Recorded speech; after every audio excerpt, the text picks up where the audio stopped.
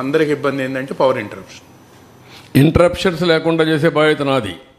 అది రేపు ఎల్లుండి చేస్తాం. ఇప్పుడే చెప్తున్నా మీ అందరి ముందర, మా విజయానందకి, ట్రాన్స్కోకి అందరికీ చెప్తున్నా, we are very clear, I'm very clear. Everywhere meters ఉంటాయి, బీ కేర్ఫుల్.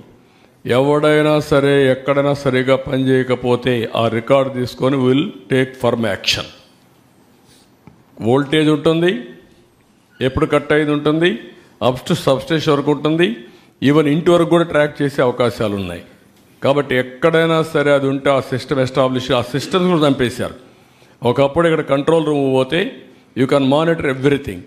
ఇప్పుడు ఆ రికార్డ్స్ కూడా లేకుండా చేశారు. వీళ్ళు కూడా డిస్టర్బ్ చేశారు. వీళ్ళు వచ్చిన తర్వాత దేవుడు పట్టించుకోదు, వీళ్ళు పట్టించుకోడు, వదిలేశారు.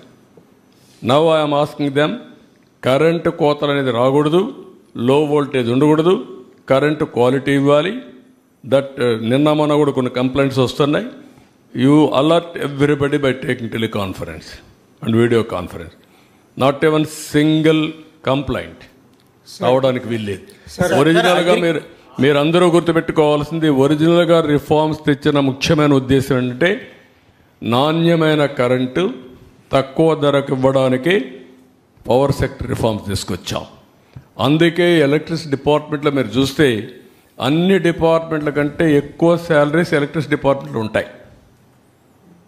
ఎందుకంటే ఇక్కడ కష్టపడి పని చేస్తున్నారనే ఉద్దేశంతో రిఫార్మ్లో ముఖ్యమైన ఉద్దేశం ఎంప్లాయీస్ హ్యాపీగా ఉండాలి, మెరుగైన సేవలు కన్జ్యూమర్స్కి అందించాలి.